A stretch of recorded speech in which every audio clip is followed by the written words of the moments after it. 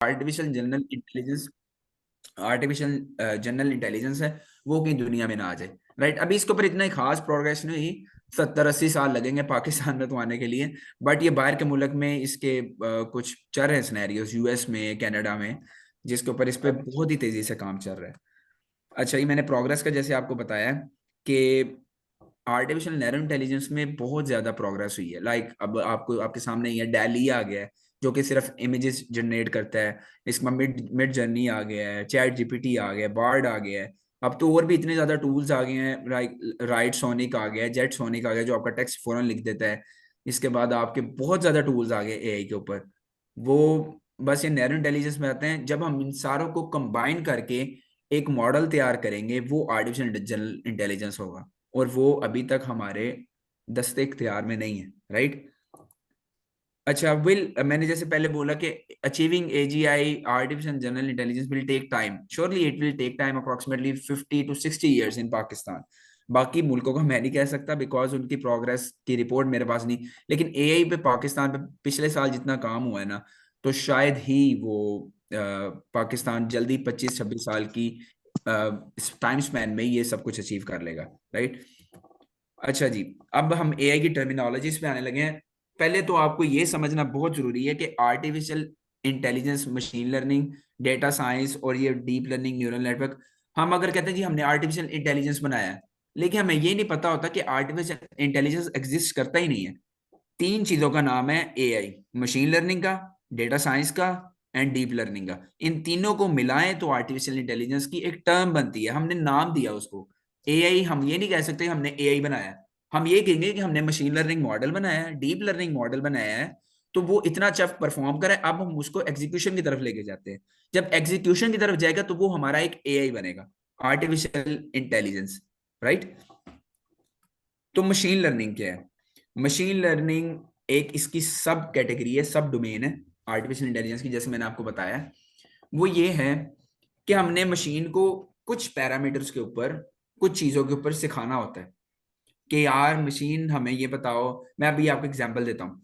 मैंने इसको डाटा दिया अपने कंप्यूटर को, मैंने कहा कि यार ये ना पाकिस्तान की परफॉर्मेंस है पिछले लास्ट वर्ल्ड कप्स में। राइट, 5 वर्ल्ड कप्स की मैंने परफॉर्मेंस दे दी। अब मुझे ये बताओ, प्रिडिक्शन पे ये बताओ, जितना मैंने तुम्हें पैरामीटर्स, हाइपर पैरामीटर ट्यून किए हैं, उस हवाले से मुझे ये बताओ कि पाकिस्तान की कितनी प्रोबेबिलिटी है वर्ल्ड कप जीतने की, ये जो भी रिसेंटली हुआ है। तो उसके ऊपर उसने मुझे बताया, मेरा मॉडल था, उसने बताया 60%। ठीक है, क्योंकि पिछले बार भी पाकिस्तान सेमीफाइनल तक गया, उससे पहले ग्रुप स्टेजेस में वायर, फिर सेमीफाइनल में, फिर इस तरह मतलब कि क्वार्टर फाइनल, सेमीफाइनल चलता रहा है। तो उसने कहा 60% चांसेस हैं कि पाकिस्तान जीत जाएगा। तो इस चीज को हम लोग बोलते हैं मशीन लर्निंग। एक पर्टिकुलर चीज के ऊपर हमने उसको डाटा दिया और उसने हमें पर्टिकुलर चीज का आंसर दे दिया। राइट, इसको मशीन लर्निंग बोलते हैं। You will start thinking how machine learning might be applied to your company or to your industry. Right, अब आप खुद सोचें कि हम अपनी रोजमर्रा की जिंदगी में मशीन लर्निंग कहाँ पे अप्लाई कर सकते हैं। आगे 2-3 एग्जांपल्स आएंगे, उससे मैं आपको बताऊंगा। Right, okay.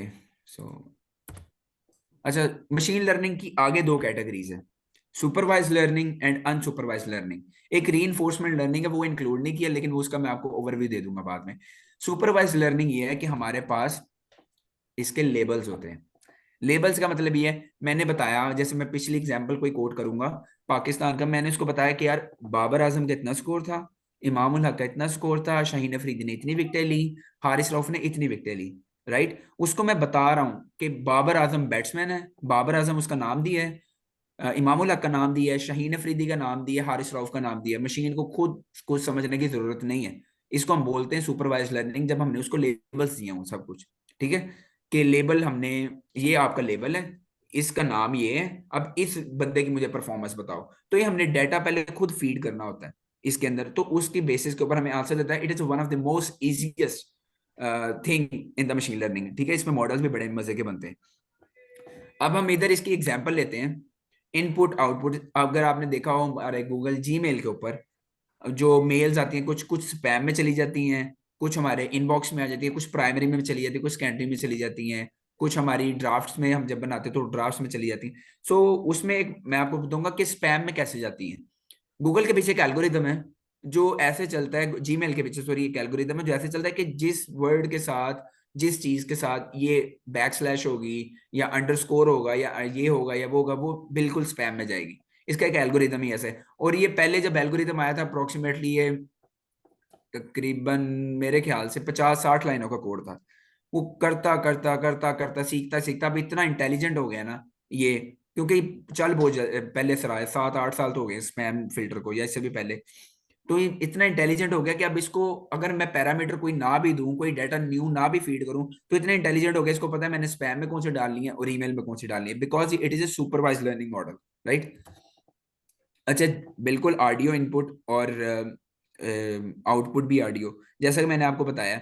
हमने इसको एक ऑडियो दिया कि यार ये ना आवाज है प्राइम मिनिस्टर की, राइट। अब इसको मुझे बताओ ये कौन सा प्राइम मिनिस्टर है। पहले मैंने उसको डाटा दिया 4 प्राइम मिनिस्टर्स का, शहबाज शरीफ, नवाज शरीफ एंड काकड़, और इसके बाद इमरान खान, राइट। मैंने इसको 4 इनपुट्स मैंने दिए हैं पहले, तो उसने इसकी रिकॉग्नाइजेशन मुझे करके बतानी है कि ये जो आवाज है ये मैंने पहले सुनी है, 4 जो मुझे ऑप्शन दिए हैं उसमें इमरान खान की लग रही है, राइट। उसने मुझे आंसर दे देना है, it is a voice of Imran Khan. So it is a supervise learning model. अब ये वही इनपुट चाइनीज और इंग्लिश, जैसे कि आप ऊपर जब गूगल ट्रांसलेटर पे जाएं तो वो कैसे ट्रांसलेट करता है, उसको पहले हमें कमांडमेंट देनी पड़ती है कि ये इंग्लिश का है, ठीक है। कभी वो खुद भी डिटेक्ट कर लेता है। हमने उसको ना कि इंग्लिश है, हमें कौन सी लैंग्वेज में चाहिए, Chinese, Japanese, Korean, Spanish, French, जिस लैंग्वेज में भी चाहिए हमें वो वहाँ पर्टिकुलर हम ऑप्शन सेलेक्ट करते हैं। हम उसको कहते हैं कि हमें इस लैंग्वेज में ही चाहिए, तो वो हमें उस लैंग्वेज में ट्रांसलेट करके दे देता है। ये सुपरवाइज लर्निंग मॉडल है। अच्छा, हम इसको स्किप करते हैं, इसको तो आपको पता ही। अच्छा, ऑनलाइन एड प्लेटफॉर्म, अक्सर आपने देखा होगा कि हम मोबाइल पे कोई चीज बोल रहे हैं कि लाइक मैं अपनी पर्सनल एग्जांपल देता हूँ। मैंने ना स्नीकर्स खरीदने थे, ठीक है, शूज भी खरीदने थे और स्नीकर्स भी खरीदने। मैं ना वैसे ही किसी बंदे से बात कर रहा फोन पे, मैं कहा सर यार मुझे ना स्नीकर्स खरीदने हैं, तो मुझे बताओ कि ऑनलाइन कहाँ से मिलेंगे। हमारे मोबाइल इतने इंटेलिजेंट है कि मैंने जैसी फेसबुक ओपन की, इंस्टाग्राम ओपन की, चौथी ऐड वहां पे स्निकर्स की थी, जो ऐड लगा हुआ था, राइट। तो ये क्या चीज है इसके पीछे? कभी आपने सोचा कि आप कभी बात कर रहे हो सिविक की, कभी आप बात कर रहे हो कि मैंने आईफोन की बात कर ली या कोई भी चीज से बात कर ली, तो आपको 5वीं 6वीं ऐड आपको इसी चीज की आती होगी, आपने कभी नोट भी किया होगा। तो it is a supervise, large supervise machine learning model, right. अच्छा, तो इसको हम स्किप करते हैं, सेल्फ ड्राइविंग कार पे हम आगे डिस्कस करेंगे। सो अनसुपरवाइज लर्निंग, अनसुपरवाइज में हम इसको कोई पैरामीटर नहीं देते। हम कहते हैं कि यार, मिसाल दे रहा हूं मैं आपको एक, हमने अप्लाई किया स्कॉलरशिप के लिए, राइट।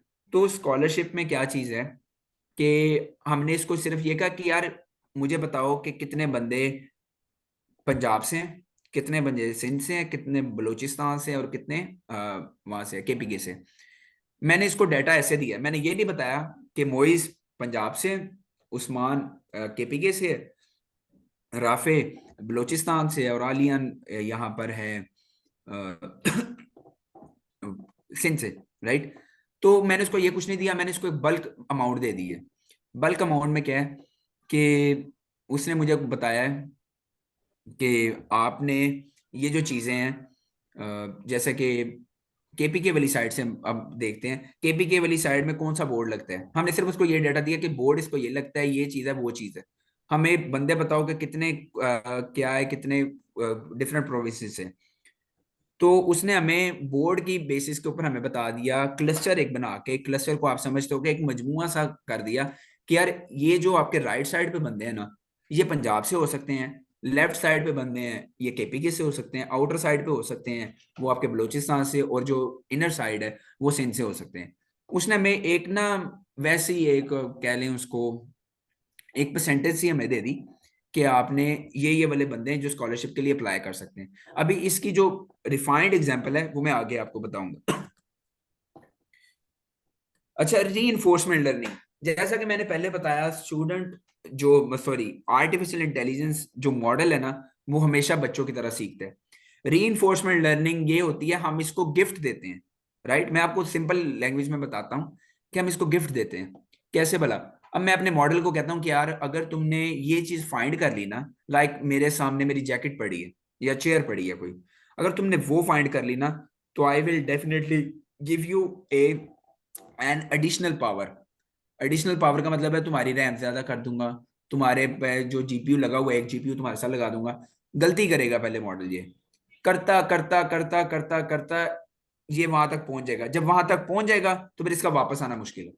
ठीक है। ये रीइंफोर्समेंट लर्निंग बहुत ही एक मतलब कि कम्प्लेक्स सी चीज है। इसके जो मॉडल्स बनते हैं वो भी बड़े कम्प्लेक्स हैं।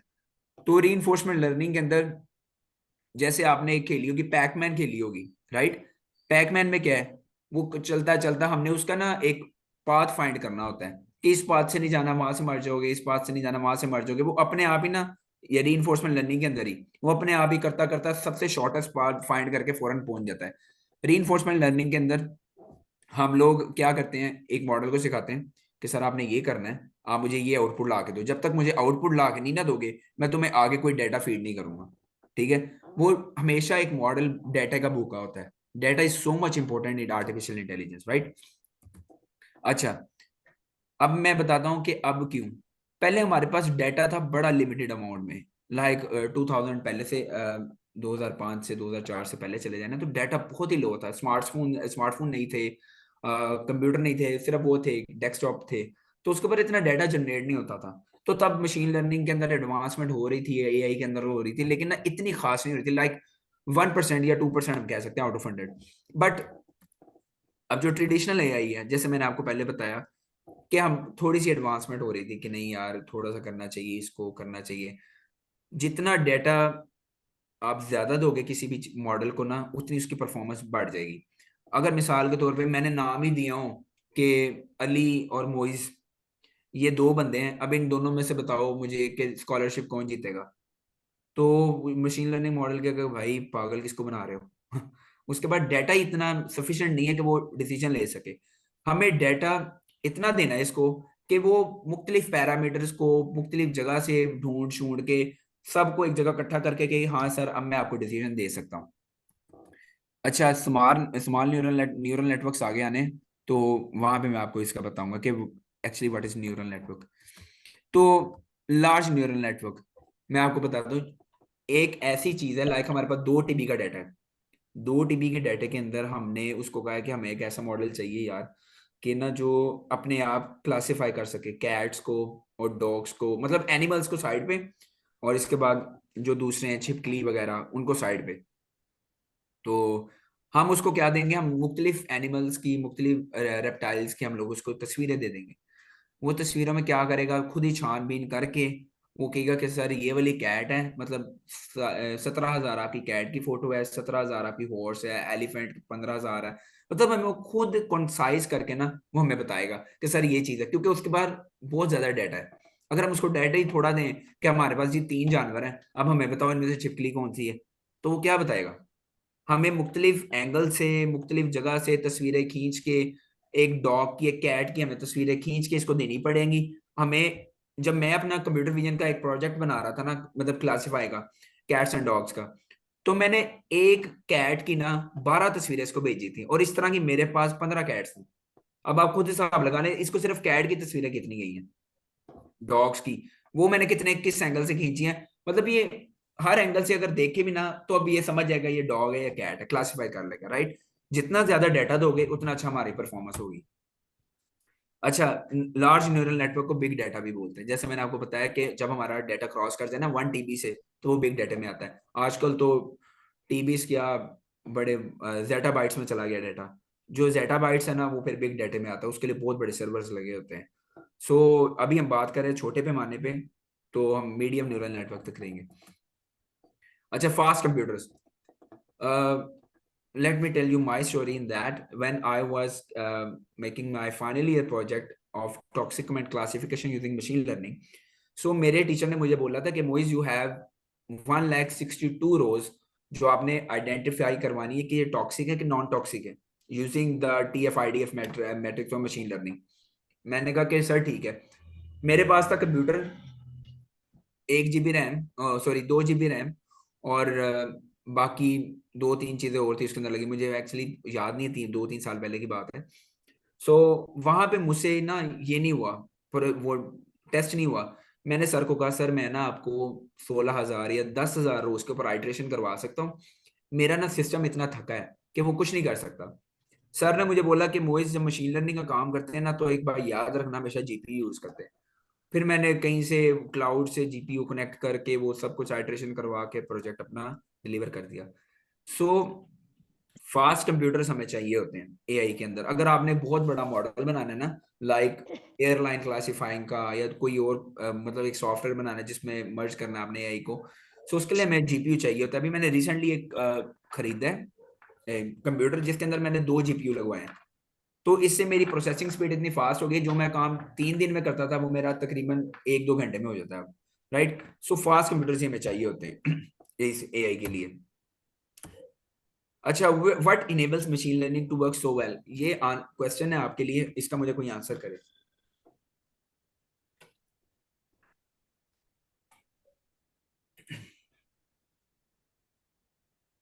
कोई आंसर करेगा?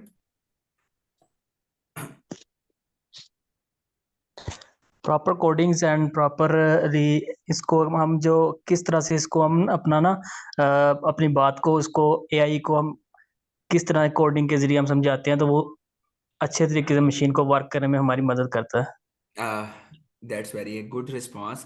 But actually my question was, what enables machine learning to work so well? एक कमेंट आया, वो डेटा।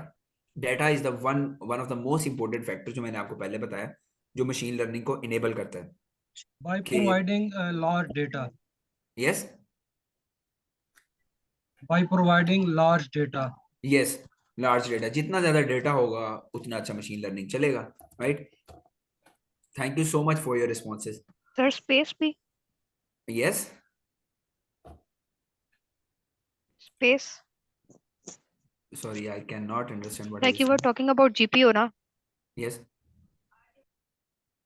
जीपीयू भी करता है, बट वो मैं आपको बताता हूँ वो कहाँ पे यूज होगा। ऑफिशियल जो उसकी डॉक्यूमेंटेशन है वो कहाँ पे यूज होती है। ठीक है, जीपीयू मशीन लर्निंग पे तो अब आजकल तो बड़े गूगल क्लाउड आ गया, amazon क्लाउड आ गया, जिसके ऊपर आप अपने लैपटॉप जितना आपका मर्जी थका हुआ हो, सो वो तो चला देगा आपका क्लाउड के ऊपर भी। सो मशीन लर्निंग तो को हम वो कर सकते हैं, मतलब एक अलग सेगमेंट में रखते हैं। जब हम डीप लर्निंग की तरफ आएंगे ना, तो वहां पे जीपीयू यूज होंगे, क्योंकि उसके अंदर मैं आपको बताता हूँ उसका मैकेनिज्म काम करने का। अच्छा, व्हाट इज डेटा? कोई मुझे आंसर कर सकता है इसका भी, डेटा क्या है? Data is material in which we have some information. Yes, the raw facts and figure is called. Raw facts and figures. Yes, that's very fine. Thank Raw you. information is called data. Yes, thank you everyone for your responses. जो raw facts and figures हैं उसको data बोलते हैं, और information किसको बोलते हैं? Analyze Organized form of data. data. Yes, thank you so much. अच्छा, अब मैं इधर आपको एक एग्जांपल बताता हूँ कि मैंने एक घर का ना प्राइस मालूम करनी है, ये कैगल के ऊपर भी था। तो प्राइस मालूम करनी है कैसे, क्या अगर यार 523 स्क्वायर फीट का हो तो उसकी प्राइस कितनी होनी चाहिए 1000 के अंदर। तो मैंने उसको साइज दिया है, ठीक है। मैं सिर्फ अगर उसको नीचे अगर आप देख रहे हैं इधर नीचे लिखा हुआ है ए और बी, राइट।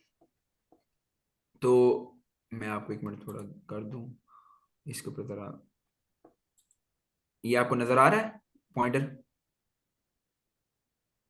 यस जी। अच्छा, ये ए यस लिखा सर। हुआ है, ए हमारा इनपुट है, बी हमारा आउटपुट है। अगर हम कहते हैं, अगर हम उसको सिर्फ यही डाटा देते हैं कि यार इतने स्क्वायर फीट का हाउस है, हमें बताओ कि कितनी इसकी प्राइस है, तो ये तो मुझे लगता है कि डाटा बहुत ही थोड़ा है। वो कैलकुलेट ही नहीं कर पाएगा कि भाई मैं बस ये इस पे नहीं बता सकता आपको। वो फिर बिल्कुल इंसानी ह्यूमन वो हो जाते हैं, इन्वॉल्व हो जाते हैं उसके अंदर, माइंडसेट। तो वो कहेगा सर मुझे नहीं इस चीज का पता है, आप मुझे कुछ और डेटा दें। राइट, मैं कहूंगा चलो मैंने तुम्हें एक और दे दिया, किसमें नंबर ऑफ बेडरूम्स इतने हैं, ठीक है। ये आप नीचे देख रहे हैं ए पे, ए में इनपुट दे रहा हूँ और बी आउटपुट है इसका। इस कॉलम को भी आप छोड़ दें। सो इतने उसके बेडरूम्स हैं और इतने स्क्वायर फीट का हाउस है, मतलब उसको पता है कि भाई मेरे पास अब 2 पैरामीटर्स आ गए हैं, ठीक है। वो कहेगा सर नहीं सर मुझे कुछ और डाटा चाहिए। तो हम उसको, सॉरी इधर एक स्लाइड मिस है, मैं आपको इस तरह ही बता देता हूँ। हम उसको बताएंगे कि जो उसके नंबर ऑफ बेडरूम्स है, नंबर ऑफ वॉशरूम्स है, नंबर ऑफ मतलब स्पेस है उसके अंदर, वो कितने, हम उसके मुख्तलिफ कॉलम बना देंगे। लाइक उसके बाद 4-5 कॉलम होंगे ना, फिर उसके लिए आइडेंटिफाई करना बहुत आसान है कि इसकी प्राइस अब क्या होनी चाहिए उसके मुताबिक। राइट, अगर हम उसको एक ही इनपुट दे दें कि लो जी मेरा घर 4 मरले का है और मुझे बताओ जी बैरिया टाउन में मुझे 4 मरले का कितने का मिलेगा, ठीक है। तो वो कहेगा सर मुझे तो आपने ट्रेनिंग ही करवाई है इधर पीछे मोहल्ले में, तो मैं कैसे बैरियर टाउन का बताऊंगा आपको। तो it totally depends on the particular situation जो हम लोग फाइंड करें। अगर हमें बैरियर टाउन के प्लॉट्स का पता करना है ना, तो हम बैरियर टाउन्स के प्लॉट्स के ऊपर ही उसकी ट्रेनिंग करवाएंगे पहले, कि सर ये वाला ना पीछे डीएचए के पास एक बैरियर टाउन लगता है, बैरियर यहाँ पे ये प्राइस है, इस्लामाबाद वाले बैरियर टाउन में ये प्राइस है, फैसलाबाद वाले बैरियर टाउन में ये प्राइस है, लाहौर वाले में ये बताइए। हाँ अब मुल्तान में मरना है, अब मुझे बताओ मैं कितने का लूँ। उसके बाद मुख्तलिफ लोकेशंस की जब डेटा आ जाएगा ना, तो उसके लिए आइडेंटिफाई करना आसान होगा कि इसकी प्राइस यहाँ से लेके यहाँ तक वेरिएशन कर सकती है, right. This is the beauty of machine learning. अच्छा, data is often unique to your business, yes of course. अब मैं ये जो डेटा सेट आपके लिए है, ये मैंने रियल एस्टेट एजेंसी के लिए तो जो कैगल के ऊपर मैंने आपको बताया है। अच्छा, might have that they try to help price out. अगर हम मुख्तलिफ मशीन लर्निंग की एक ये भी चीज है, जब मशीन लर्निंग इंप्लीमेंट हो जाती है ना, तो हमें बहुत अच्छे तरीके से क्लैरिटी मिल जाती है कि मार्केट रेट क्या चल रहा है और हमें कितना देना है। मतलब ये हमारा रियल एस्टेट एजेंट को भी साइड पे कर देगा, राइट। ठहरे मैं थोड़ा पानी पी लूं। ओके, इट इज, मैंने जैसे आपको पहले बताया, it is up to you to decide what is A and what is B. आप पीछे भी उसको ए कर सकते हैं, लाइक हम ये भी कर सकते हैं, हम उसको कहते हैं यार ये वाले बैरियर टाउन में प्राइस इतनी है, उसके इतने कमरे थे, अब मुझे बताओ वो कितने स्क्वायर फीट का होना चाहिए। हम इस तरह भी कर सकते हैं। डेटा को वेरिएशन कर कर करके ना, एक इस चीज को बोलते हैं डेटा साइंस। सिंपल वर्ड्स में इनसाइट, मीनिंगफुल इनसाइट्स निकालना किसी भी डेटा के अंदर से, उसको डेटा साइंस बोलते हैं। अब मैं पिछले दिनों एक प्रोजेक्ट कर रहा था जिसमें मैं ये देख रहा था कि एक्सप्लोरेटरी डेटा एनालिसिस, जिसको ईडीए बोलते हैं। ईडीए में ये होता है कि हमने ना डेटा के अंदर से इंसाइट्स निकालने होते हैं, प्रोडक्टिव इंसाइट्स। अब मैं देख रहा था, मैं कहता हूँ कि यार अमेरिका में सबसे ज्यादा एक्सीडेंट कौन सी सड़क पे होते हैं। अब ये तो आप भी नहीं बता सकते, ना मैं बता सकता हूँ, लेकिन डेटा बता सकता है। अब मैंने ना उसको ईडीए वो पेंडास लाइब्रेरी लगाई, नमपाई लगाई, कुछ ऊपर नीचे करके चीजें, बार चार्ट वगैरह, फिर उसको मैंने एक मैप सा बनाया है। मैप बनाने के बाद मुझे पता लगा सबसे ज्यादा एक्सीडेंट जो हुए हैं 2022 के अंदर, वो मियामी में हुए हैं। ठीक है, हालांकि न्यूयॉर्क उनका one of the most busiest वो सिटी है, लेकिन मियामी में हुए हैं, फ्लोरिडा में सबसे ज्यादा एक्सीडेंट वहां पे, और मौतें भी सबसे ज्यादा वहां पे हुई हैं। तो ये ब्यूटी है डेटा साइंस की। जब हमें डेटा साइंस क्वेश्चन के आंसर पता लग जाते हैं ना, तब हमारे लिए मशीन लर्निंग बहुत आसान है।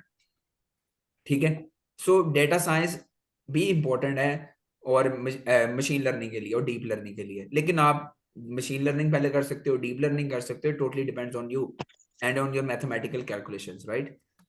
अच्छा जी, ये मैंने अभी आपको बता दिया बजट का। जैसा कि मैंने आपको ये बताया, अब हमारा हमारा ये ए है। ठीक है, इनपुट हमारा ये, आउटपुट ये कि यार इतनी प्राइस थी पिछले बैरियर टाउन में, और उसके नंबर ऑफ बेडरूम्स ये थे, मुझे स्क्वायर फीट बताओ कितने। सो ये सब कुछ वेरिएशन करके आपको एक डेटा साइंस के अंदर एक बहुत ही अच्छी चीज मिल सकती है। अच्छा, हम डेटा कैसे ले सकते हैं, one of the most important question that जिसने सबने मुझसे पूछा है पिछले दिनों भी। हम ले सकते हैं, हमारे पास वेब स्क्रैपिंग है, internet is the sea of information, right. So हम वहां से डेटा कलेक्ट कर सकते हैं।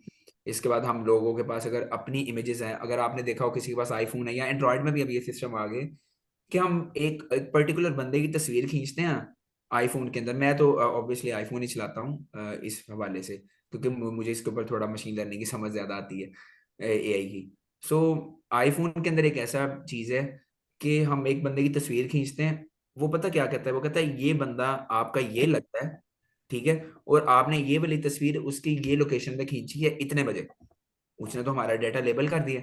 अब मैं कभी भी कहूँ कि यार मैंने एक इमेज बनानी है, लाइक अपनी फैमिली की मैंने बतानी है कि सबसे ज्यादा कौन जिएगा, वो तो अल्लाह के हाथ में, लेकिन एक वैसे ही मैं एक आपको चीज बता रहा हूँ एग्जाम्पल के तौर पे, कि सबसे ज्यादा कौन हॉस्पिटलाइज रहेगा, कौन नहीं रहेगा। हमारी जो चीज मोबाइल है उसके अंदर उसकी सारी इंफॉर्मेशन है कि कहाँ पर तस्वीर खींची थी, तब कैसा था, अब कैसा है। So it totally depends on the person, right, कि कैसे वो लेबल करता है डाटा को। डाटा सबसे आसान तरीका इंटरनेट से आ सकता है, दूसरा मैनुअल लेबलिंग से आ सकता है। अब ये देखें, जैसे मैंने आपको पहले बताया, एक हम डाटा कर रहे हैं, मिसाल के तौर पे एक हम प्लॉट बुक कर रहे हैं, उसने यूजर आईडी लिखी, टाइम स्टैम्प लिखा, प्राइस लिखी, और परचेज यस, ये हमारे पास डाटा आ गया उसका, कि उसने 21 जनवरी 8:15 पे $7.95 मिलियन डॉलर्स कह लें आप, क्योंकि घर की बात हो रही, $1 million में उसने घर परचेज किया था। अब मैं 200 साल बाद भी अगर ये करूं कि हाँ भाई 21 जनवरी को किसने घर खरीदा था, तो ये मुझे बता सकता है। ठीक है, इस वजह से एक्सेल शीटें और बाकी सारा कुछ data is so much important for every organisation. अगर आपका डेटा सेव है तो आपका सब कुछ सेव है। अच्छा, ये मैंने आपको बता दिए ऑब्जर्विंग बिहेवियर ऑफ मशीन, ये मैंने इनपुट वही सिंपल पिछली एग्जांपल है। मैंने जैसे आपको बताया download from website and partnership. अच्छा, पाकिस्तान की ना, पाकिस्तान का अगर आपने डेटा लेना है ना, तो पाकिस्तान ब्यूरो ऑफ स्टेटिस्टिक्स, ये एक ना वेबसाइट है जिसको पीबीएस बोलते हैं। वहां पे आपको ₹1 में, ₹50 में, ₹100 में, जितने भी वो डिमांड करते हैं, आपको डेटा मिल सकता है पाकिस्तान के अंदरूनी हालात का, बैरूनी हालात का, फॉरेन अफेयर्स का, हर बंदे का डेटा वहां पे मौजूद है। हर Sir, बंदे का can नहीं, you repeat the website? Sorry, Can you repeat the website? Pakistan Bureau of Statistics.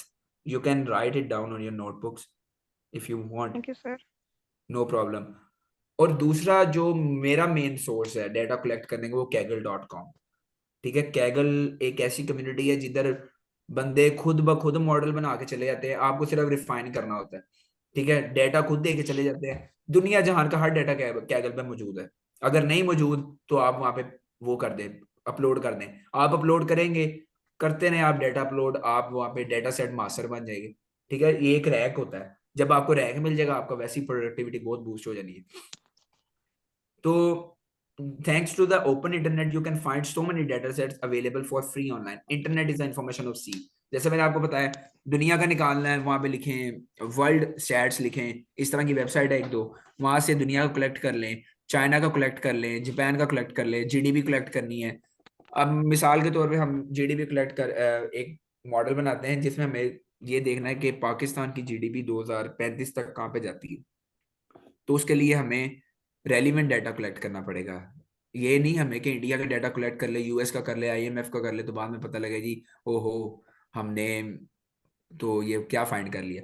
तो relevance is so much important. आपको रेलिवेंट डाटा फाइंड करें, रेलिवेंट के बाद उसकी एडीए करें, एडीए के बाद मॉडल बनाए, मॉडल देखें आपको क्या आंसर देता है। ये तो बहुत ज्यादा चीजें आसान है अब तो डेटा कलेक्ट करना। अच्छा, self driving car data set, ये तो अभी पाकिस्तान में इतनी चली नहीं है, एक आधी आई है टेस्ला बस सेल्फ ड्राइविंग के लिए। तो उससे जो डाटा कितने किलोमीटर चली है, कितना पेट्रोल खाया है, वो आपको सारी ना एक चार्ज शीट दे देते हैं आपके मोबाइल के ऊपर, राइट। तो उसके ऊपर आपको पता था कि मैंने कितना पेट्रोल, इसके अंदर पेट्रोल डला है, कितनी बैटरी पे चली है, और ये फला फला फला, आप वहां से भी डाटा सेट कलेक्ट कर सकते हैं, राइट। अच्छा, keep in mind licensing and copyright, ये बहुत ही इंपॉर्टेंट फैक्टर है डाटा करने के लिए। अगर कोई कॉपीराइट है उसके ऊपर, लाइक मैंने जैसे आपको बताया पाकिस्तान ब्यूरो ऑफ स्टेटिस्टिक्स, कुछ ऐसे भी डाटा सेट है जो नहीं वो दे सकते, ठीक है, फ्री में। इस वजह से उन्होंने उसके ऊपर एक कीमत लगाई हुई है, और वो भी आपको लिमिटेड डाटा देंगे, लाइक 1000 रोज दे दी, 2000 रोज दे दी बस। तो अगर आप किसी का पर्सनल यूज करते हैं डाटा, मोबाइल का हो जाए या वो किसी और चीज का हो जाए, तो आप पे केस हो सकता है, बहुत बुरा केस है। ये एफआईए ने पिछले दिनों एक चीज लॉन्च की थी कि आप बगैर परमिशन के किसी का मोबाइल भी नहीं चेक कर सकते, right. So keep in mind these things. अच्छा, अब मैं आपको बताता हूँ machine learning, data science, neural network और डीप लर्निंग। चले इनको छोड़ दे, मशीन और डेटा साइंस मैंने आपको बता दी। न्यूरल नेटवर्क बहुत ही शानदार चीज है, ये डीप लर्निंग का सब पार्ट है, सबसेट है। You will be able to speak with others and start thinking about how these things could apply in your business, right? Neural networks, हमने मशीन लर्निंग में हमारे पास एक चीज थी जिसके ऊपर सारा डेटा बेस करता था। वो ये था कि हम उसको बताते थे खुद कि यार इतने बेडरूम्स है, इतना ये है, इतना वो है, ये वाला मॉडल लगाओ इसके ऊपर, तो हमें इस पे बताओ, सिंपल लीनियर रिग्रेशन लगाओ या क्लासिफिकेशन मॉडल लगाओ या ये करो वो करो, हमें बताओ इसका आंसर बताओ। जबकि न्यूरल नेटवर्क्स में, आगे इसकी एक इमेज आएगी, न्यूरल नेटवर्क में सिर्फ हमने इसको डाटा देना होता है, बस डाटा इनपुट किया, इसने खुद ही समझ लेना है कि भाई मैंने करना क्या है, इसके साथ कौन सा मॉडल लगाना है, कहाँ पे यूज करना है, कहाँ पे इसको आंसर देना है। तो ये बहुत मजे की चीज है, लेकिन इसके लिए इसको डाटा भी चाहिए तकरीबन 20 GB, 30 GB, 50 GB, 1 TB, 1 ZB तक, ठीक है, तभी अच्छा परफॉर्म कर सकता है। अच्छा, मशीन लर्निंग और डेटा साइंस मैंने आपको बता दी है, एआई सिस्टम ये भी हो गया है, डेटा साइंस भी हो गया था। एंड इसकी डेफिनेशन है कुछ, formal definition of data, data science is the science of extracting knowledge and insight from, जैसे मैंने आपको सिंपल में बताया कि डेटा से एक प्रोडक्टिविटी निकालना, एक प्रोडक्टिव इंफॉर्मेशन निकालना डेटा साइंस कहलाता है। अच्छा, example of ML and DS in the online Aedes, ये पिछला ही शायद आ गया स्लाइड, सॉरी गलती से आ गई इधर, बट मैं आपको एक दफा दोबारा रिपीट कर दूं कि हमने इसको वॉइस के अंदर बोला, लाइक मेरी और आपकी कन्वर्सेशन हो रही है ना, मेरा मोबाइल मेरे पास पड़ा है, अब मैं मशीन लर्निंग डेटा साइंस करी बोली जाऊंगा, आर्टिफिशियल इंटेलिजेंस बोली जाऊंगा, इंस्टाग्राम ओपन करूंगा, फेसबुक लिंक्डइन ओपन करूंगा, तो मेरे सामने 5वीं 6वीं ऐड आर्टिफिशियल इंटेलिजेंस की होगी, राइट। मैंने इसको डाटा दिया as sound, sound as a data दिया, और उसने मुझे मशीन लर्निंग मॉडल जिनके पीछे एल्गोरिथम्स लगे हुए हैं मेटा के, उसने मुझे बता दिया कि आप किस चीज़ को ज़्यादा फोकस कर रहे हैं आजकल, राइट। अच्छा, deep learning is the type of computer technology that tries to make computers think and learn like humans. It is called deep because it uses something called neural networks, right? Which are like virtual brains with many layers. अब मैं इधर इधर आपको बताता हूँ, जैसे हमारे दिमाग के होते हैं ना न्यूरॉन्स, जैसे वो डेंड्रॉइड्स होते हैं, शायद इधर बायो वाला कोई स्टूडेंट हो तो वो मुझे गाइड कर सकता है। वो डेंड्रॉइड्स होते हैं जिससे इंफॉर्मेशन अंदर आती है, तो न्यूरॉन्स के अंदर पता नहीं क्या चलता रहता है, तो ये अल्लाह की बनाई हुई चीज़ है। न्यूरॉन्स अपने आप ही वो प्री प्रोसेस करके उसको हमें हमारे माइंड को सिग्नल भेजते हैं कि हाँ ये चीज़ हो सकती है, ठीक है। तो ये कॉमन सेंस जो चीज़ है ये हमारे डेंड्रॉइड से एंटर होती है। मिसाल के तौर पे आपने मुझे बोला है कि मोइज आप हमें बताएं कि काइंडली आगे ब्लॉकचेन का क्या स्कोप है, मुझे पता नहीं ब्लॉकचेन का, उस पर रिसर्च है मेरी, लेकिन मैं कहूँगा कि यार हाँ देखना चाहिए। ब्लॉकचेन का मैंने सुन के मेरे दिमाग में स्टिक हो गया ब्लॉकचेन, वो इन्फॉर्मेशन मेरे डेंड्रॉइड्स में गई और मेरे न्यूरॉन्स ने पता नहीं कहाँ से वो उसको क्या कौन सा कहते हैं, मुझे बिजनेस इसका वो नाम ज़हन में नहीं आ रहा, ऐसा डोपामीन उसने खारिज किया। तो जिसने मुझे बताया कि यार शायद ब्लॉकचेन की यहाँ से तुम्हें चीज़ मिल सकती है, शायद ब्लॉकचेन की यहाँ से चीज़ मिल सकती है, यहाँ से इंफॉर्मेशन मिल सकती है। तो ये न्यूरॉन्स ही होते हैं हमारे दिमाग के, खुलिए जिनको बोलते हैं, तो वो जो हमें थिंकिंग के लिए मजबूर करते हैं। न्यूरल नेटवर्क्स डीप लर्निंग सिर्फ यही है, डीप लर्निंग के अंदर जो न्यूरल नेटवर्क्स है ना वो यही है। ये देखे, ये मशीन लर्निंग है, इनपुट हमने दिया, हमने खुद बताया कितने इसकी चीजें हैं, ये इतने कमरे हैं, तो अब मुझे बताओ, वो उसने क्लासिफिकेशन मॉडल लगाओ और मुझे बताओ जी कार है कि नॉट कार है, मतलब इनपुट हमने दिया ना कि ये गाड़ी है कि नहीं। हमने इसको बताया कि इसके 4 टायर हैं, इसके बाद एक स्टीयरिंग है, विंडशील्ड है, पीछे सुजुकी का लोगो है। अब क्लासिफिकेशन मॉडल है, इसमें क्लासिफिकेशन मॉडल के अंदर जितनी भी क्लासिफाई होती हैं गाड़ियां कर दो और मुझे बताओ कि गाड़ी है कि नहीं गाड़ी। ये मशीन लर्निंग का एक प्रोसेस है। इससे एडवांसमेंट इनपुट दिया है, उसने खुद ही फीचर एक्सट्रैक्ट किया है, खुद ही क्लासिफिकेशन मॉडल लगा दिया, हमें बता दिया कार है कि नहीं कार है। ये चीज़ आसान नहीं है डीप लर्निंग, लेकिन इसके लिए हमें पहले मास्टर होना पड़ेगा मशीन लर्निंग के अंदर, बिकॉज अगर हम उसके मॉडल्स नहीं समझेंगे तो शायद हम डीप लर्निंग को भी ना समझ सकें। डीप लर्निंग बहुत मजे की चीज़ है, मैं आजकल डीप लर्निंग पे काम कर रहा हूँ। लो जी, data science, machine learning, deep learning, that's end of AI, right. Artificial intelligence सिर्फ यही है, ये 3 चीज़ों पे मुश्तमिल है। ये चैट GPT, ये है वो तो मैं अभी आपको बाद में एग्जांपल दूंगा कि क्या करना है।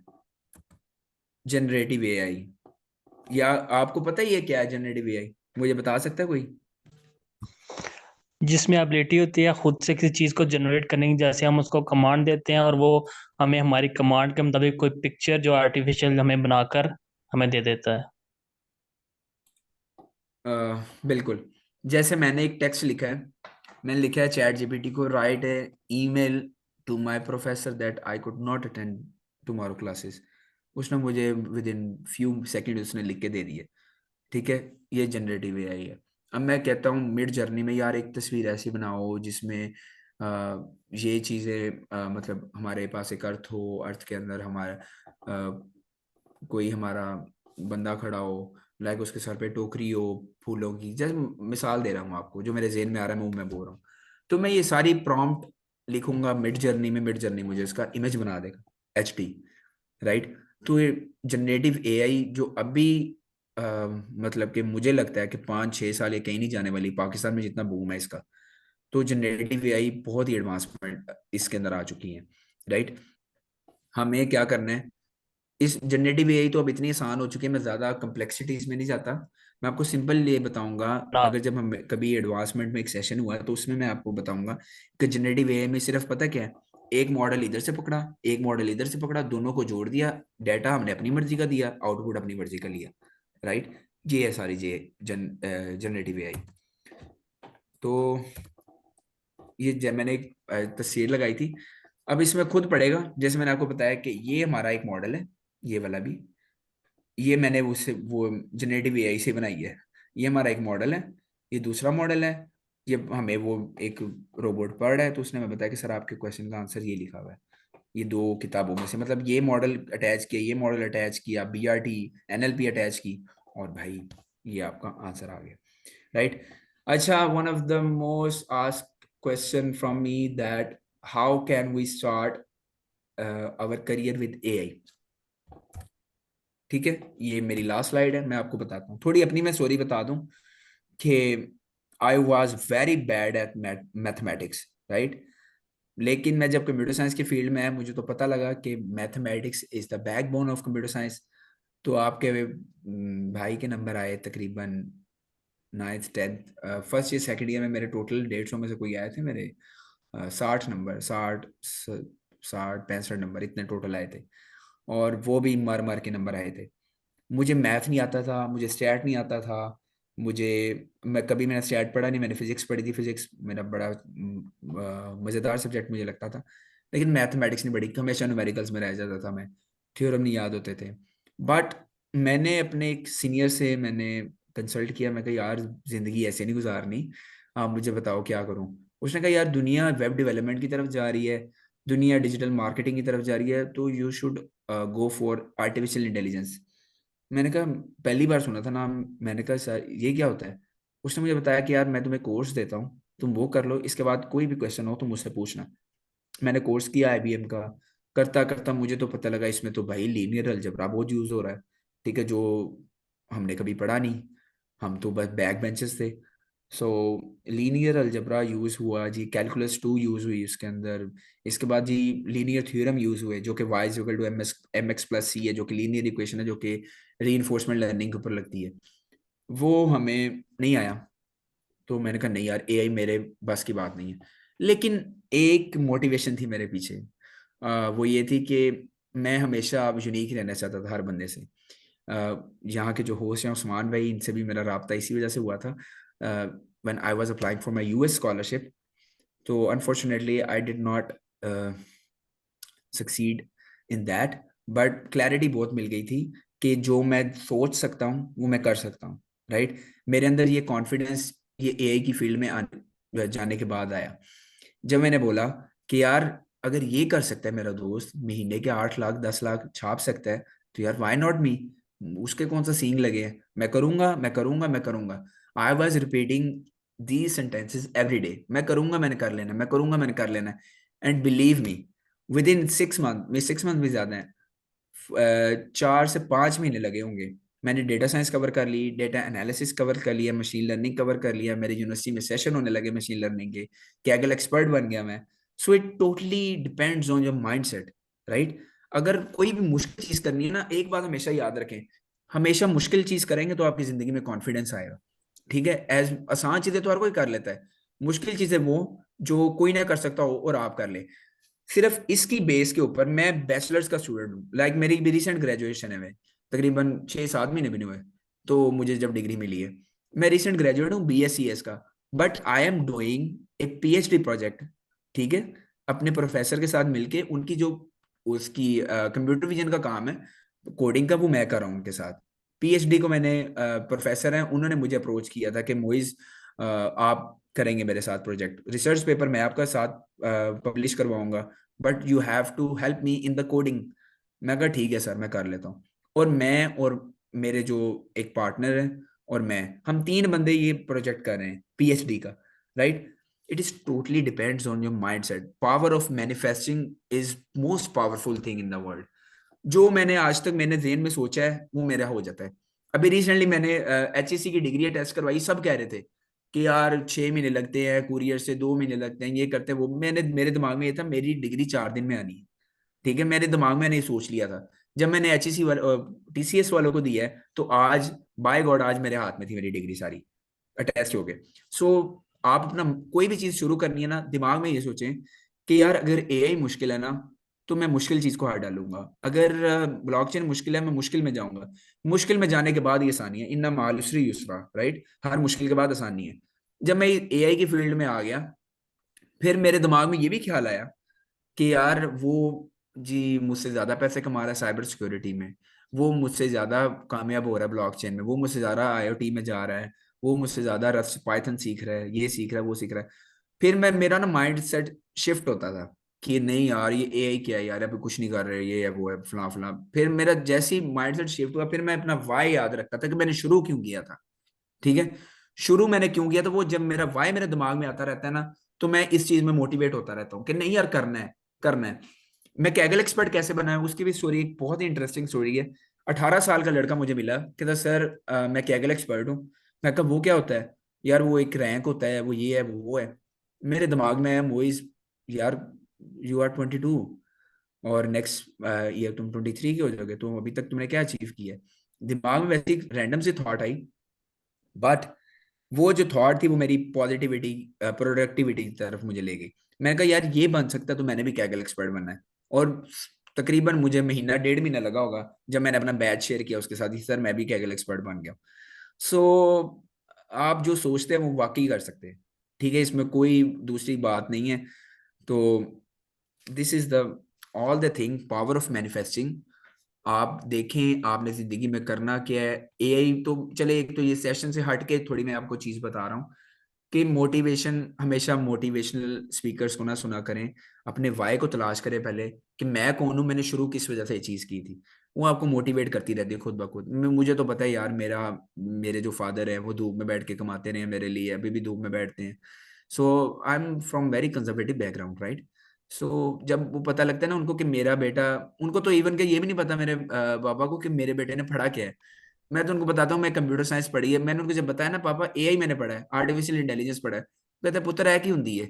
तो मैंने कहा कि पापा ये ऐसी चीज होती है, कहते मैनू ए समझ नहीं आती, मैनू ए बस ए समझे कि तू चंगा है ना सारे नालों। मैं कहा पापा ये तो फिर अभी देखें क्या होता है क्या नहीं होता। And I was the one in the family who went to university and who went to the artificial intelligence, right?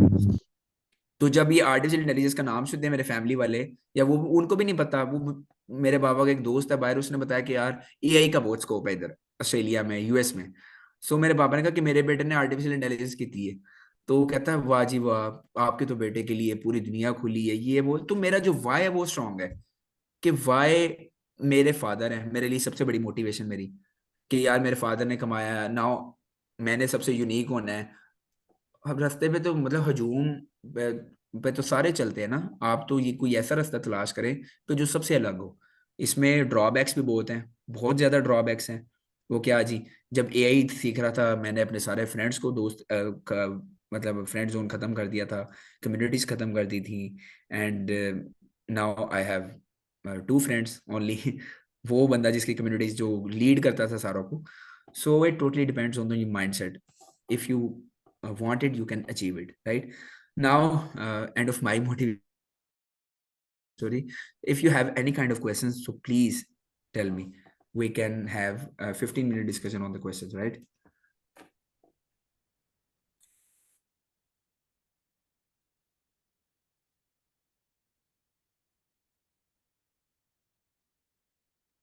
Sir, can you please tell me what are the demerits of AI or how it can destroying any society?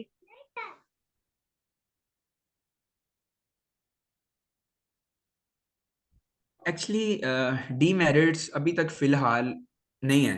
ठीक है, demerits ये जब artificial general intelligence आएगी ना तो तब शायद हो सकते हैं। हाँ, कुछ एक आधे जो डीमेरिट्स जो मेरे जेन में है वो ये है कि किसी का डेटे को पर्सनल डेटे को यूज करना। ठीक है, कभी हमें इस तरह भी जरूरत पड़ सकती है कि हम किसी का पर्सनल डेटा को एक्सेस करें, राइट। तो तब प्रॉब्लम हो सकती है बिकॉज उसका जो फेशियल एक्सप्रेशन है हम उसको कहीं और इम्प्लीमेंट, आपने डीप फेक के बारे में सुना ही होगा। ठीक है, डीप फेक मेरे लिए एक डीमेरिट है एआई का, कि उन्होंने ऐसी चीज बनाई क्यों। अब वो आप किसी की भी तस्वीर, मेरी तस्वीर किसी के साथ लगा सकते हो और सेम जैसे मैं बोलता हूँ वो भी वैसे बोल सकता है।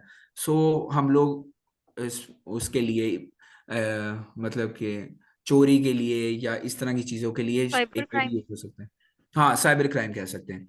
तो ये डीप फेक मेरे लिए एक डीमेरिट है, बट अगर हम इसको प्रोडक्टिव वे में अप्रोच करें ना, सो ये अच्छी चीज है एक। Thank you, sir. अच्छा, एक क्वेश्चन है फातिमा निसार का, unemployment makes human lazy. Fatima, ये क्वेश्चन पिछली बार भी पॉप अप हुआ था। तो एआई आपको अनएम्प्लॉय नहीं करेगा, ये मेरी बात आप लिख लें, अनटिल एंड अनलेस आप एआई के साथ फेमिलियर ना हो। ठीक है, एआई को एज ए अपना जानवर, पालतू जानवर ट्रीट करें। अगर आपने इसको बना लिया अपने साथ वाला पार्टनर, ठीक है, अपने साथ के मेरा दोस्त है, so it can definitely and your career. तो इसको, इससे यूज टू होना सीखें, इससे काम निकलवाना सीखें बस। ओके, स्नैनवान का क्वेश्चन है, sir how can we relate the AI in the field of business studies, which course और models are used in the business field? Husnain, if you feasible then you can turn on your mic, then अब मैं आपसे कुछ question पूछूंगा, तो अब I can answer it with clarity. अस्सलाम वालेकुम सर। वालेकुम अस्सलाम। जी सर, मुझे ये सवाल पूछना था कि हम एआई को बिजनेस स्टडी से कैसे रिलेट कर सकते हैं। अब बिजनेस स्टडी से आपका मेजर बीबीए ना? जी बिजनेस स्टडीज का बीबीए, एमबीए। जी जी। हाँ, इसका ये है कि आप इसको करें। आपका एक सब्जेक्ट, आपके कोर सब्जेक्ट कौन से हैं? और सब्जेक्ट्स हमारे फाइनेंसिंग के सारे सब्जेक्ट्स जैसे हो फाइनेंस, गए, फाइनेंस, फाइनेंस में, अकाउंटिंग। फाइनेंस में आते फाइनेंस पे आते हैं। अब देखें ना, फाइनेंस के अंदर हम लोग क्या करते हैं जी, हम लोग शीट्स बनाते हैं, ये करते हैं, क्योंकि मैं तो ऑब्वियसली स्टैट्स में नहीं हूँ। आप लोग जो ये इसके हैं बिजनेस स्टडीज के, शायद आपने स्टैट्स भी पढ़ी होगी। अगर आप स्टैट्स सीख लेते हैं ना, तो आपका आधा डेटा साइंस कवर हो जाता है। ठीक है, क्योंकि डेटा साइंस में हमेशा स्टैटिस्टिक्स एंड प्रोबेबिलिटी और ये बाकी सारे ये चीज़ें आप लोग करेंगे, so you can do better things. Machine learning engineers भी नहीं करते, हमें सिर्फ डेटा से गर्ज होती है। अब मैं मशीन लर्निंग इंजीनियर हूँ, मैं डेटा साइंटिस्ट नहीं हूँ। मुझे नहीं पता यार कि डाटे के अंदर जी क्या होता है, कैसे होता है। मुझे तो बस मॉडल से गर्ज है, मुझे पीछे से डाटा आना है। ठीक है, डाटा आना है, डाटा कोई भी दे सकता है, स्टेटिस्टिशियन मुझे दे सकता है। तो जैसे वो डाटा आया, मैंने सिर्फ उसके ऊपर मॉडल लगाना है। बिजनेस स्टडीज इस वजह से रिलेट हो सकती है कि आप एक बिजनेस इंटेलिजेंस इंजीनियर बन सकते हो। ठीक है, क्योंकि आप बिजनेसेस को पढ़ते हो, उनको समझते हो। हमें जो डाटा साइंटिस्ट होता है ना, उसको आंसर के पैसे मिलते हैं, क्वेश्चन के पैसे नहीं मिलते। और आंसर के कैसे पैसे मिलते हैं, अब मिसाल के तौर पे एक ना इधर सॉफ्टवेयर हाउस है ब्रिकले, वो आंसर करता है क्वेश्चंस को माइक्रोसॉफ्ट के। ठीक है, कि यार वो कहते हैं जी हम डैशबोर्ड हमें बना के दो, बताओ हमारी सेल्स कहाँ पे हुई है, ये कहाँ पे हुआ, फलां ये हुआ है, ये कहाँ पे हुआ है। हमें सबसे पहले कोई भी बिजनेस को करने के लिए ना, उसका आंसर देने के लिए पहले उस बिजनेस को समझना बहुत जरूरी है कि वो किस टाइप का बिजनेस है, रिटेल है या ट्रांसपोर्ट का है, लॉजिस्टिक्स का है, किस चीज़ का है, और वो क्या चीज़ हमसे डिमांड कर रहा है। सो आई सजेस्ट कि आप इस साइड पे अगर जाए ना बिजनेस इंटेलिजेंस में, so it can be better for you, for the business students, right? Thank you sir, thank you. No problem, no problem. Next question, from where we can start as a beginner, can you please mention the platforms from where you have learned these skills? I learned all my skills from the YouTube and the Coursera. I can share with you in the messages, Coursera and YouTube. This is my university, this is my teachers, these are my teachers, their courses, right? And you can learn all the things from the YouTube is open university for all of you. Coursera की आप ले लें कोई scholarship, financial aid, मैं तरीका भी बता दूंगा इफ नेसेसरी। ओके, सो अगर तो किसी को, अच्छा, last 3 questions. Okay, study bye WF. Okay sir, chat GPT जब आया अभी तक सर्च वॉल्यूम्स हैं, उसने गूगल की 1 बिलियन ट्रैफिक डिक्रीज कर दी हैं, because search result, sorry, relevancy chat GPT Google से ज़्यादा है। Sir question is that Google की user query according relevant data chat GPT weak क्यों है? ये क्वेश्चन बहुत ही अच्छा था। सजादुल्ला, सजाद भाई, मैं आपको एक बात बताता हूँ। चैट जीपीटी की जो ट्रेनिंग हुई है ना, जिस डाटा के ऊपर, वो 2021 तक है। Chat GPT can not beat Google. हाँ, बार्ड कर सकते हैं, बार्ड कर सकते हैं, गूगल का प्रोडक्ट है, गूगल ने उसको वही डाटा देना है कि जो उसके अप टू डेट है। लेकिन 2021 तक ट्रेनिंग हुई हुई है, तो वीक नहीं है। इसका गूगल की सर्च क्वेरी वीक नहीं है। हम ये कह सकते हैं कि चैट जीपीटी एफिशिएंट बहुत है, गूगल टाइम लेता है वो करने के लिए, प्रोसेस करने के लिए थोड़ा टाइम, मतलब मिली सेकेंड्स में। लेकिन चैट जीपीटी अगर किसी का इंटरनेट फास्ट हो, जीपीयू लगा हो, सो उसने तो आंसर एक पलक पलक झपकते आपको दे देना, राइट। तो आई थिंक के यूजर को स्पीड और एफिशिएंसी चाहिए होती है, तो मेरे पर्सपेक्टिव में यही है। बार्ड इंफॉर्मेशन रॉन्ग नहीं देता कामरान भाई। बार्ड की जो, उसकी जो अभी ट्यूनिंग चल रही है ना, मतलब कि जो डेटा चल रहा है उसके ऊपर उसकी रिफाइनमेंट हो रही है। अच्छा, अच्छा जी। हाँ, सबसे अच्छा question, how do we earn by AI. AI में आपको पता है कितने का प्रोजेक्ट होता है मिनिमम? एआई में मैंने लास्ट प्रोजेक्ट जो अपना किया था अपने दोस्त के साथ, वो $500 का था मिनिमम, सिर्फ मैंने एक मॉडल बनाना था। From it you can earn $500 from it. It totally depends on the skill और बाकी सारी चीजें। Coursera is asking for card number, another free platform for free courses. YouTube is the free platform for free courses. Coursera is not, मैंने आपको बताया financial aid इसका एक option होता है, आप you can search how to apply financial aid on Coursera, तो वो आपको सारा कुछ बता देंगे। आप उस प्रोसीजर को स्टेप बाय स्टेप फॉलो करते हैं ना, तो विद इन 15 डेज आपको कोर्स ओपन हो जाएगा वो विद सर्टिफिकेट। अच्छा, सो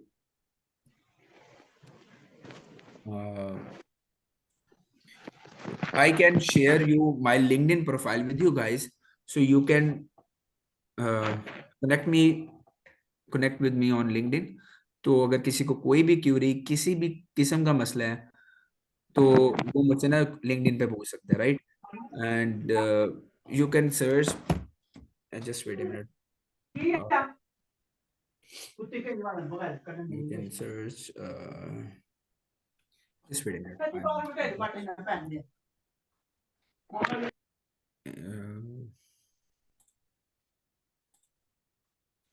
okay, so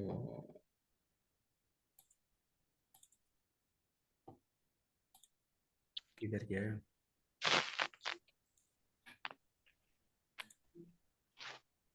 just wait a minute, मैं आपके साथ स्क्रीन शेयर कर लूं और then you can connect me with LinkedIn. Okay, this is,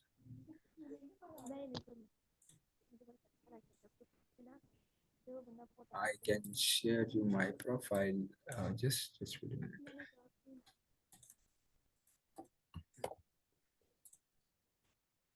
Okay, so chat, मैंने चैट में भी सेंड कर दी profile, you can connect me on LinkedIn.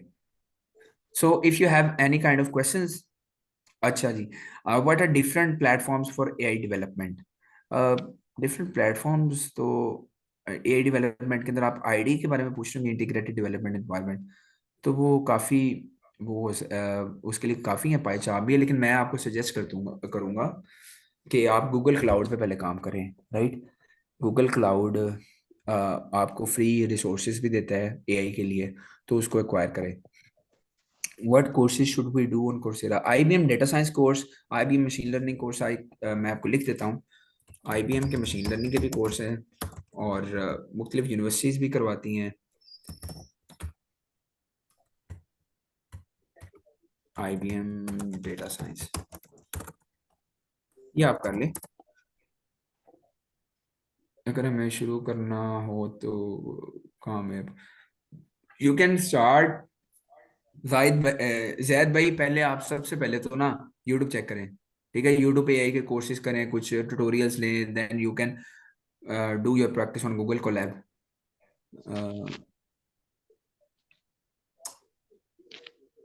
Okay, if you have any questions तो आप मुझे आप लिंक्डइन पे अप्रोच कर सकते हैं। तो यस तैयबा, आप रोड में 4 ML बताऊंगा। पहले डेटा साइंस सीखें थोड़ी सी, फिर आप मशीन लर्निंग सीख लें।